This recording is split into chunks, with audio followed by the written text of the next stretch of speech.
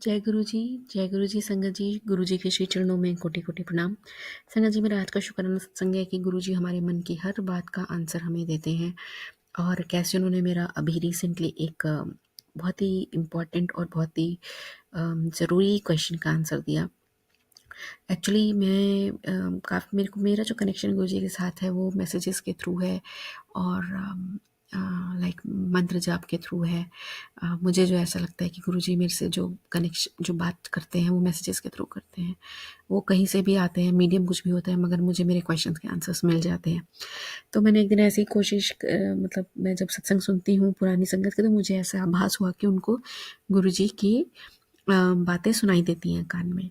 तो लिटरली आवाज़ सुनाई देती है। तो मैंने कहा कि गुरुजी प्लीज़ आप मुझसे भी बात करो। मेरे भी मन में इच्छा हुई। तो मैं ऐसा मतलब पिछले 3-4 दिन से ऐसा मतलब सोच रही हूँ नॉन स्टॉप कि गुरुजी आप मुझसे भी बात करो, मुझसे भी बात करो, ऐसा करके। तो आज गुरुजी मुझे सत्संग सुनवाते हैं और उसमें कहते हैं, पता चलता है कि जो आंटी हैं, जो उनका नाम है गुरुजी ने बड़े प्रेम से चैंटिंग आंटी रखा था। तो उन आंटी से गुरुजी बात करते थे, मगर उनके जो हस्बैंड अंकल थे उनसे बात नहीं करते थे। तो आंटी को मतलब अंकल को लगा, मतलब जब थोड़ा समय बीत गया तो अंकल को लगा कि मुझसे तो बात ही नहीं करते हैं।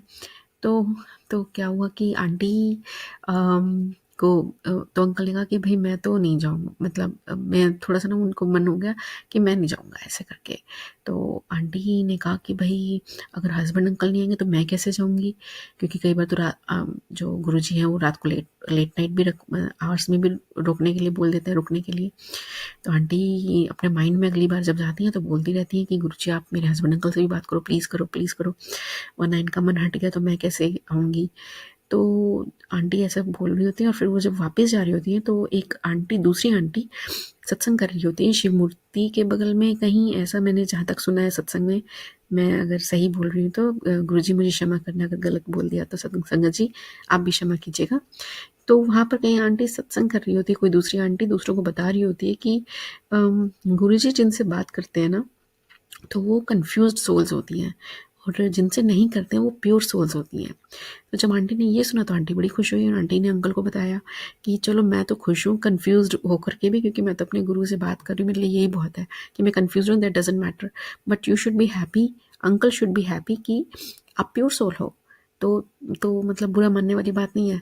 तो जब मुझे ये पता चला तो मुझे मेरे क्वेश्चन का आंसर मिला कि मैं गुरुजी से बार-बार बोल रही थी पिछले 3-4 दिन से कि गुरुजी आप मुझसे बात करो, मुझसे बात करो।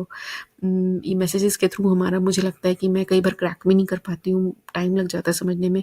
तो बेटर है कि आप डायरेक्ट मुझे मेरे कान में ही बता दो ना, है ना? तो बट अब समझ में आ गया है कि गुरुजी ने क्या बोला। तो कोटि-कोटि शुक्राना गुरुजी। अ, आप हमारे हर क्वेश्चन का आंसर दे देते हो, परेशान नहीं होने देते, और ये हम ही बेवकूफ़ हैं जो समझ नहीं पाते। ख़ास करके मैं अपनी बात करूँ तो मैं जल्दी से डिकोड नहीं कर पाती मैसेजेस को। और जब तक गुरुजी 2-3 बार मुझे एक ही चीज़ को ना बता दें अलग-अलग मीडियम से। तो शुक्राना गुरुजी, सदा साथ रहिएगा प्रभु। अ, और अपने चरणों में हमें रखिएगा। जो भी जाने-अनजाने में भूलें हो जाती हैं उसके लिए क्षमा कीजिएगा और सब पर अपनी कृपा बनाए रखिएगा। कोटि-कोटि शुक्राना। जय गुरुजी। शुक्राना गुरुजी।